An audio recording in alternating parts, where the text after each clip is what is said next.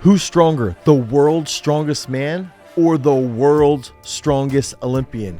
We're going to find out, and we're going to start right now. I love behind the neck jerks. I think they're one of the best movements to get athletes to understand a nice, strong counter movement. Think about doing a vertical jump, quick dip, quick counter movement, and then explode as rapidly as possible. I believe they are one of the best exercises that correlates to a big vertical jump, to a big bound. And it's one of the best movements to teach athletes how to change directions. Typically one of the fastest antidotes to a powerlifter mindset. When you have an athlete that comes in, and think about powerlifting just constantly being pulled with a lot of tension in the bar.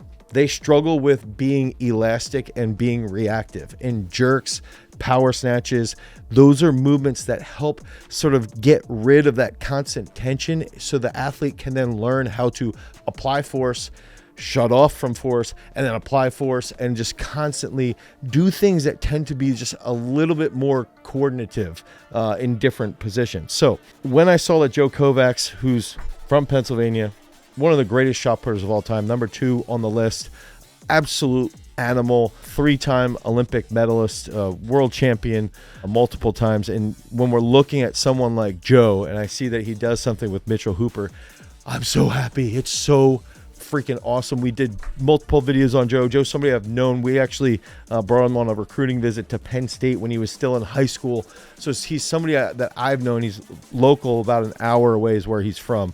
He currently lives out in Ohio. So we're going to go into this. We're going to see what Mitchell Hooper and Joe get into, and we're going to analyze this and see what this means and what we can learn. And I even want to talk about some of the stuff that we've seen with our guys here at Garage Strength, because we've had some really huge behind the neck jerks.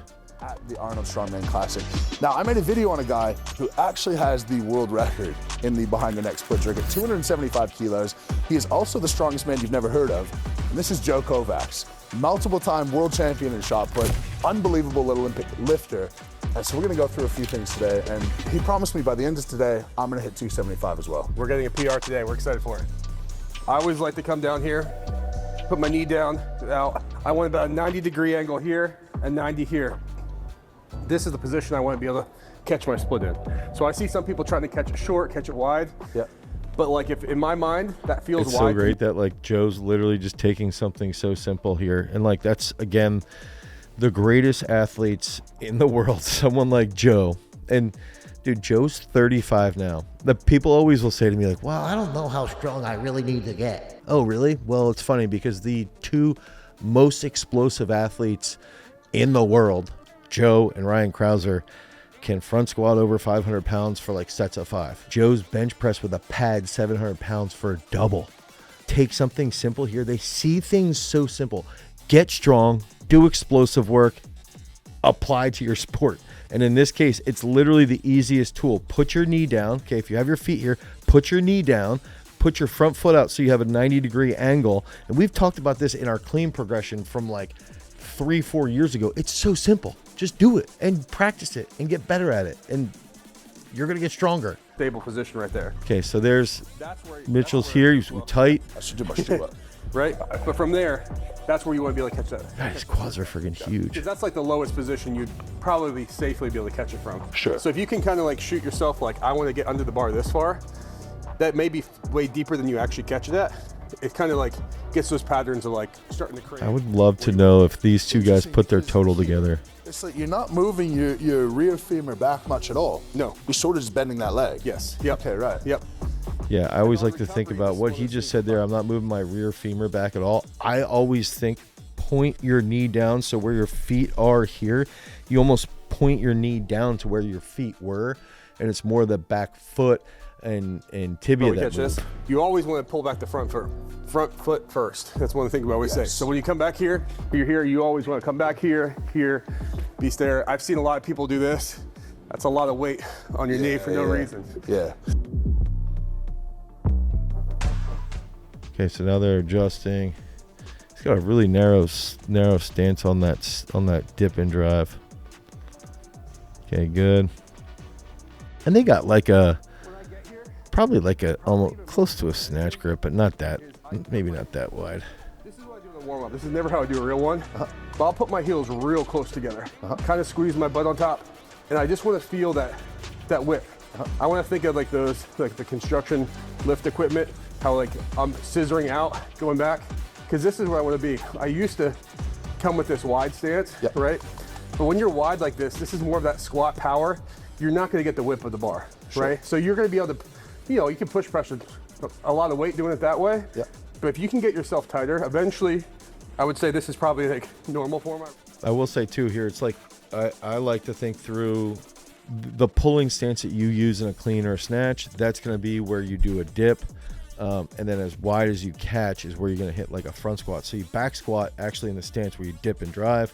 You front squat with your stance where you would be catching in this behind the neck jerk, if that makes sense. I also think Sam Mattis, one of our athletes, he hit 227. He had like a moderate stance, almost how Joe's describing. And Eric Favors actually had more of a squat stance. So let's get a little deeper. He has shorter legs though as well. So I think that does play a little factor. Real quick, guys, inside of Peak Strength, we've got exercises like behind the neck jerks. We got cleans, we've got snatches. We've got a lot of strength movements as well. And if you're an athlete, you want to get more explosive, you want to get faster, you want to get freaking stronger, head over to peakstrength.app, the Google Play Store or the Apple iOS Store. You can get inside Peak Strength and start to work on those explosive qualities today. Now let's get back to those huge behind the neck jerks from the two world's strongest men. But I warm up the extreme because I want to feel that stack. I want to feel it coming from my hips, not my lower back. So I kind of come here and just feel this, and then I want to start thinking, where am I? Joe's got really long arms for how I'm thinking more of that. Being like 6 feet tall, he has pretty freaking long arms. Actually doing the weight. So the warm up to me is, I want to figure out this part of the lift because I know I'm strong enough once it gets heavier to start pushing it. But this is kind of like getting that solid footing. So it seems like Joe's saying, establish your technique first for later. Powerful here, right? But that's the whole point of keeping yourself all tight here. You're giving you're taking away everything that you're good at, right? So like you can't use any of your power here. Here you're just using your leverage, right? You're just using this bounce of the whip of the bar and you're focusing on the catch. Because the second we get wider, you're adding more and more power to it.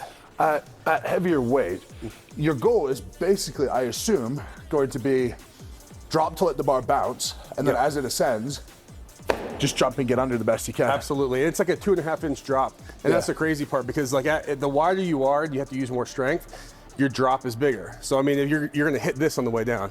But when you realize that you don't have to go down that much and you're just kind of bouncing off your spine. I almost feel like we should pull up some stuff from Christoph Kipp here.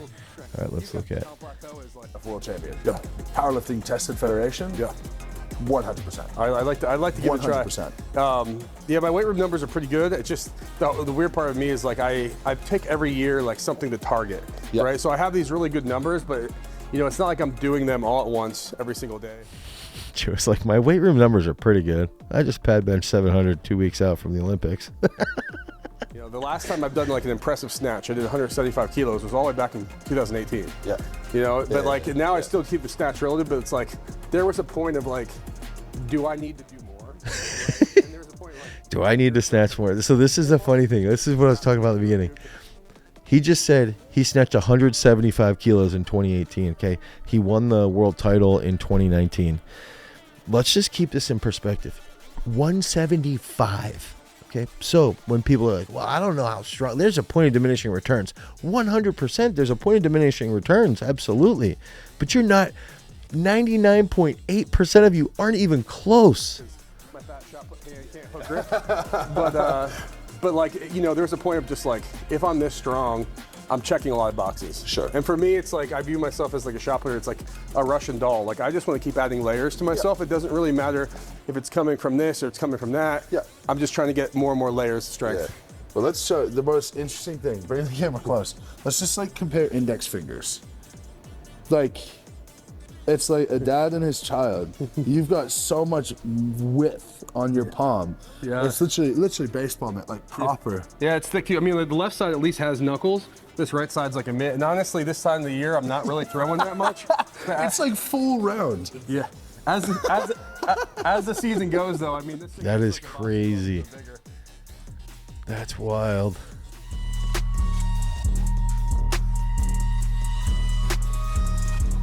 Okay, so now Joe's going a little wider, nice, easy. So like here, I'll even hold it just to get used to that, like, top feeling, right? Yeah. But like for me, like this is the first set that feels like a set. Something. You know, like, Yeah. and even like now, like for me now, like I haven't done jerks in a long time, and I'm not in the season to do them. Yeah. But like the first ones weren't real. Like for me, Yeah. 175 or 170K, it starts to be like, okay, things are happening here. Sure. Like this is where I think when you play with, you don't have to go touch your heels on this one, but definitely give yourself a tighter base than before. I think this is the first one you'll feel like the efficiency of it. Do you want to check my feet for me? Yeah. Just let me know what you think. No, that's pretty good. Yeah. Yep, it's pretty good.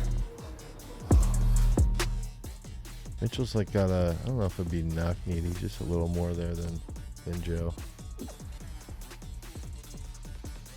I really like those pauses overhead. I want to add that in there. Like pauses are great, especially in a split too. Even pausing in a split at lighter weight, to just feel the imprint, to feel the positions, to feel the shoulders really, really waking up, and even the trunk. You're feeling that the trunk be stable through the back, hips as well. As this gets heavier, Yeah. you got to think that there's like a plane of glass in front of you, and you're going to smash through it. Right? So when your knee comes forward, like right there, you did a great job on the extension up, but you kind of floated backwards, right? Yes. So you're not actually dropping underneath the bar then, you're dropping away from it. And that's gonna make it harder because your bar is gonna stay here and your body's going back. Yeah. And now you're gonna do all this work to catch it on Yeah, top. I felt that. But if you can stay here and you think like, I literally think there's a plane of glass here and I'm just trying to beat right through with this, boom, right? I wanna punch through that with my knee. Okay. There you go. Yeah. I think we see a little of Mitchell, this hips there, which could be a hip issue, like upper back tightness as well, which is normal. He's got to pull heavy. Actually, the jerks would be great for him just to feel that a little more. 200.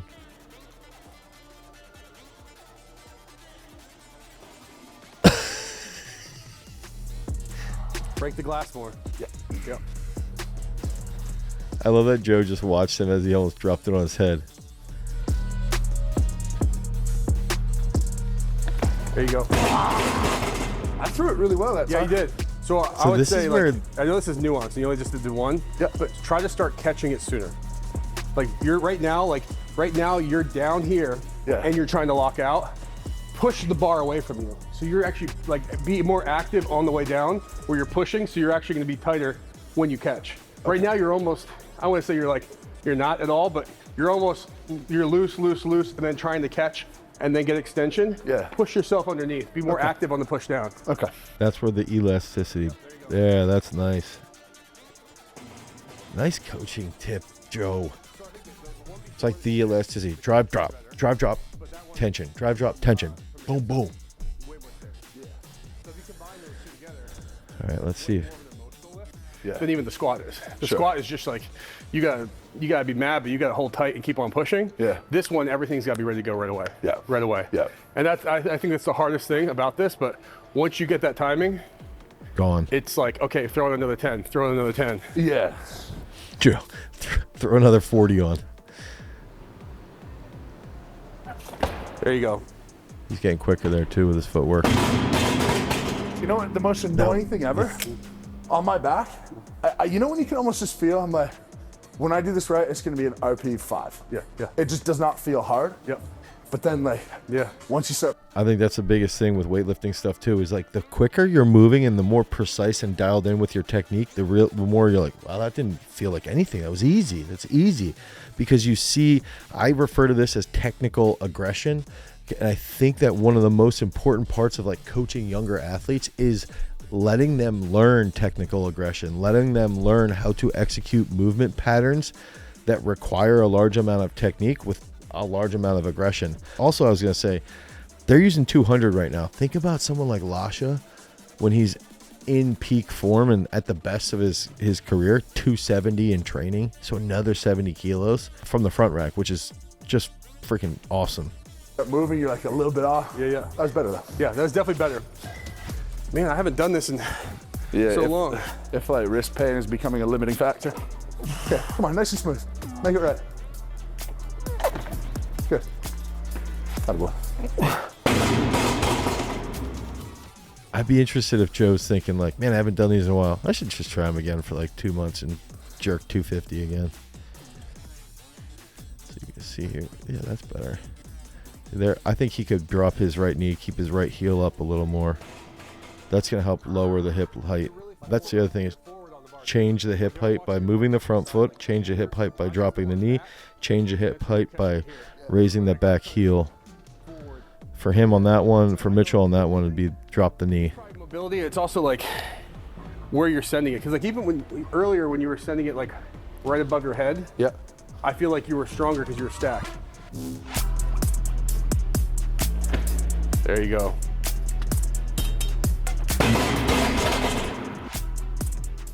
They went right to 220. Dude, that's what's crazy with these guys. Like, they have a miss. Like, I'll go to 220. I'm strong. There you go. Yo, and then he strokes. Oh, Jesus. Oh, my. Yo, what? Holy shit. I think the funny part is Mitchell's a strong man, so it seems like it's like so much more normal to miss like that. Holy crap, that was hilarious. Well, hilarious, but also just like crazy. Just get a bit more comfortable. Yeah, get a bit more comfortable. Because like once you have it over your head, then you're kind of everything's gonna get locked in. Yeah. You're like moving before you're locked. Yeah, I'm almost anxious just to finish it. Yeah, you're like, I did it. I just want to stand it up so it counts and then be done, right? But essentially, you're starting to move and it's not. You're just a little wiggly still. If you can keep holding it and then wait that second just to pull your foot in and stand up, Yeah. then it's gonna be easy. That's awesome, dude. But I mean, there's nothing you need to do there. That's actually like your dip, your drive, checks all the boxes. Yeah. Your techniques, the boxes. Your split. Like if you get a deeper split, you're just gonna make that lift easier, Yeah. right? I mean, like essentially, like once you realize like your bar, if you get it this high, even if you get up to 260 kilos, Yeah. 270 kilos, right? All you gotta do is get it that high. You just gotta do all the work underneath it. Yeah. So like you could easily get those numbers because you can launch it. Yeah. It's like just a simple way to think about it is like dip, that's a counter movement. Drive as much as you can just to get it to a point where you can lower your hips by moving your front foot forward and by dropping your back knee. And then you've got to be as tense as possible. The dropping and stuff, Yeah. that's the next level. Push 7 weeks. Yeah. Feels like plenty of time. Yeah, you do. You know what? It's funny that the most useful sport I've ever done in terms of like kinesthetic awareness and improving technique is golf. So I golfed at a really high level. Oh, really? Okay. So I know when you're golfing, do you golf at all? Yeah, but you get that smash factor right in the middle. Like Yeah. if you can get that. But if you're golfing Yeah. and someone gives you like a technical cue, Yeah. like say tuck the elbow more. Yep.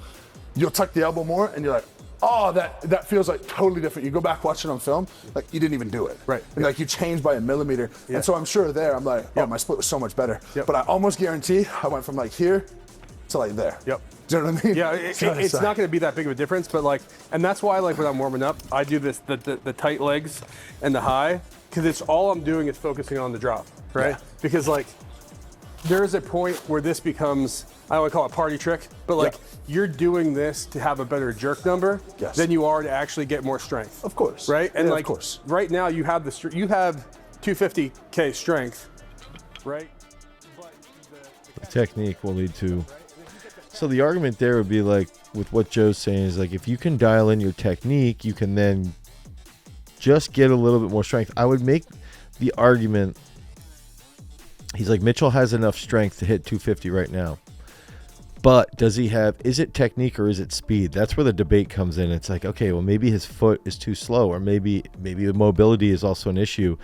And if he gains that footwork speed or gains that mobility, will that subsequently improve his performance in the sport? That's where the debate really comes in, at least how I like to think about it. Okay, let's get into Joe now. I think he's got, 220 on. Yep. Got it up there. Oh, wait, Joe missed. Let's go back here. Okay, so Joe's got 220 on.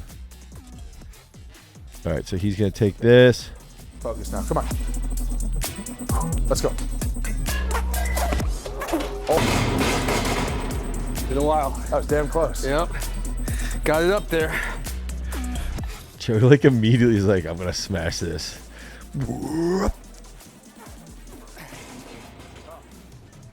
So I would argue Joe, he hasn't done this in a while. Might be a little too quick on the dip. At least disconnected on the dip. Better. Dude. Boom. Oh, there we go. Funny, I was just like, what did I just tell him? Yeah. Oh, split bigger. Get a bigger split. He got crazy whip on that one too. I think sometimes he dips so quick that he loses connection on the dip. That's another thing, thinking about quick dip, like a shorter dip versus a little longer dip. Close. I'm telling you, it's forward on you, right? It's forward. You're doing like that bar is 2 inches higher than you need it to be. So I just got to get that front foot. But you're here. Yeah. And it's not your hip. So like you have two options. Either you lean back a little bit more, which I think that's be a little risky to do, but then it's over your hips, you're gonna catch it. Yeah. Or you can kind of fight to get it underneath, closer to your forehead.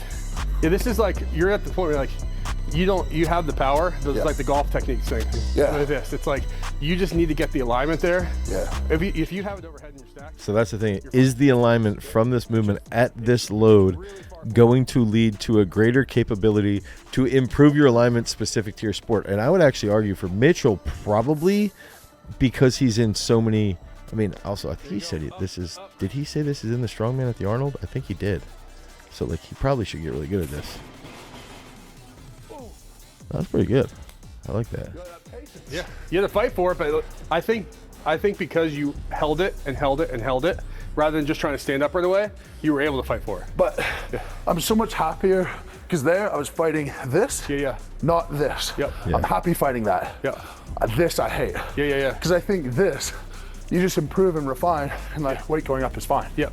Well, I mean, you're gonna get that just from doing more reps. I mean, you have 7 more weeks, or 6 more weeks till the 7 more weeks. So I mean, like that part. Yeah, so they must be doing this at the Arnold. I was ignoring that in the beginning. Sorry. Not letting it float in front of you, that's gonna be the difference maker.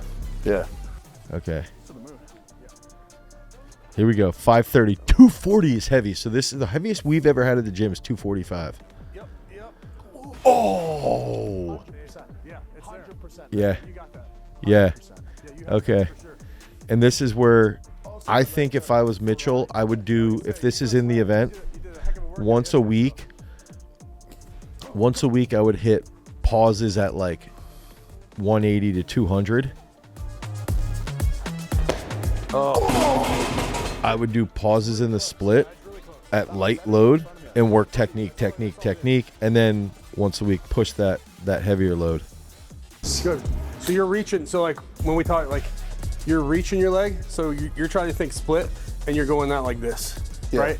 You're not getting that knee, because that knee is what's going to drop your hips, right? Yeah. But and you're kind of doing this, and that's why you're kind of jumping away. That's one thing I like about behind the neck jerks for throwers is that when you're looking at a behind the neck jerk for a thrower, it's really, really similar to the finish position and the speed there at the finish.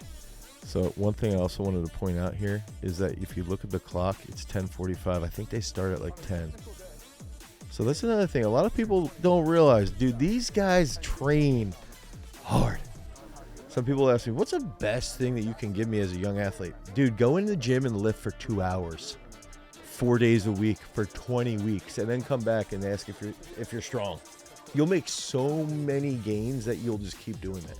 I think 600 pounds is not safe. I think your 275 is safe, but I don't think 600 pounds is safe. Bit of a hit and miss. Full disclosure, I got my legs absolutely brutalized by Dr. Mike yesterday. You guys can see that as well. Use behind the neck jerks to get extremely explosive, extremely strong. Think about lowering that hip after you drive. Lower the hip by moving the front foot, by moving that front knee, dropping the back knee, having that back heel elevate. If you guys need help with your programming, head over to peakstrength.app, the Google Play Store or the Apple iOS Store. Download Peak Strength today so you can become a freak. Because remember, freaks, if you want to become a champion, you've always got to cultivate your power. Peace.